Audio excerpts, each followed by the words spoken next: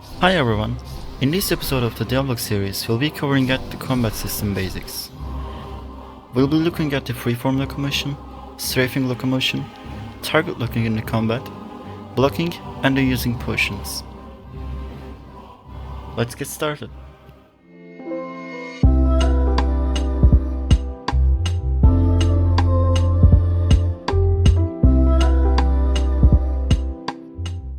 For the combat system, I had two types of structures in my mind.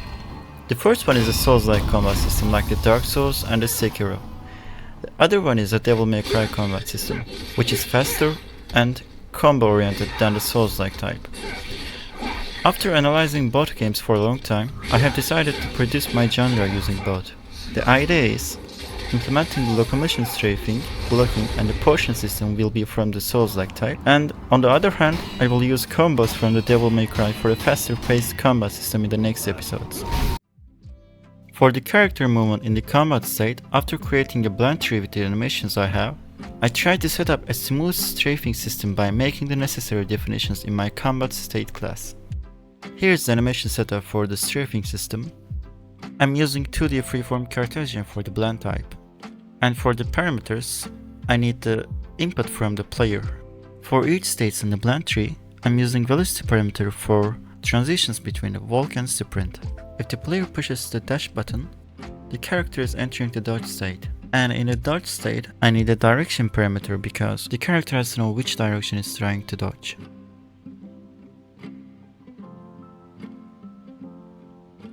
And for the attacking state, I have a combat struct. And in this struct, I'm using a combat data, which is a scriptable object. In the combat struct, I have combat type, combat data, weapon, target entity, owner entity, so on. In here, I can change the combat type from melee to ranged, or the opposite. And I have two types of weapon in the combat data. First one is for equipping the weapon, and the second one is for the using in the combat.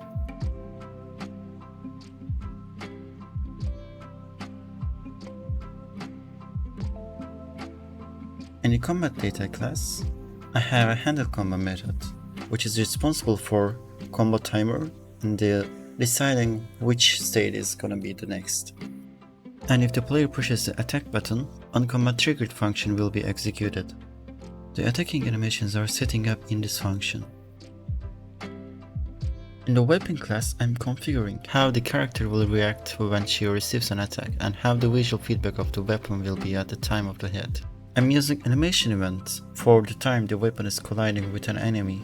And each animation events of the attack animations, there is a parameter that configures the level of the attack. For example, if the level is 1, the damage will be lower, but if the level is 3 or 2, the damage of the weapon will be more. And by this, different animations will be played on the enemy animator based on the damage level.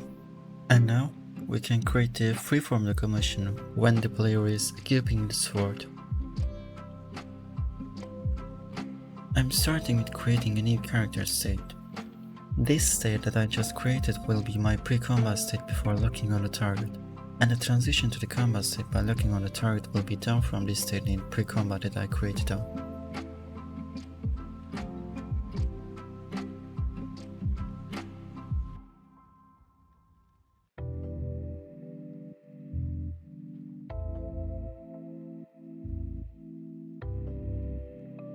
In the pre-combat state, if the player pushes the hold on target button, the character has to enter the combat state, which is in the target lock mode.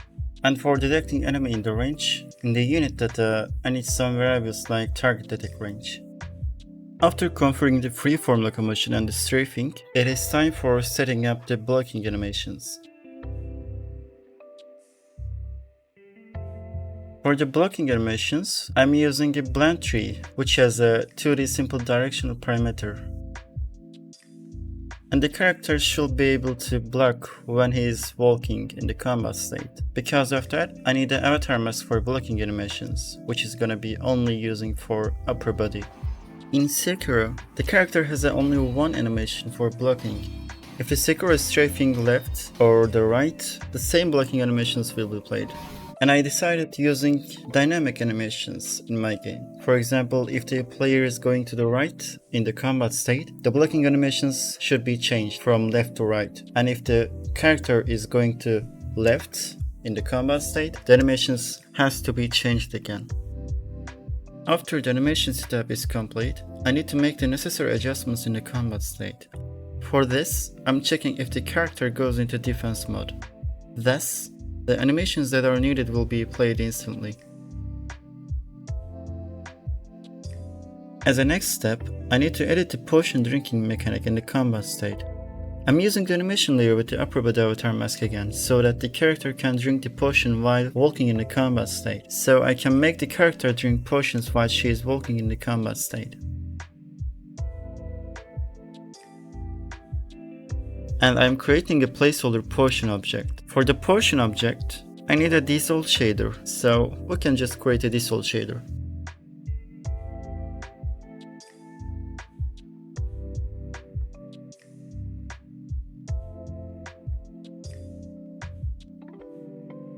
For the better visual feedback, I need a healing effect when the character drinks the potion.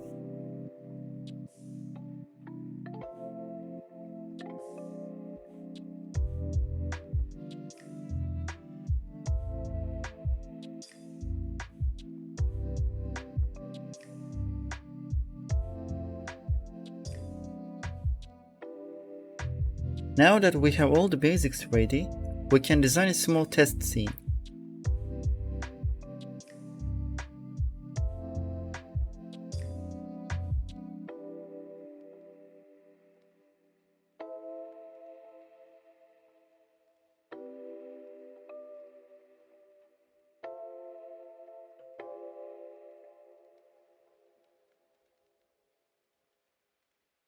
We made the basics of the combat system.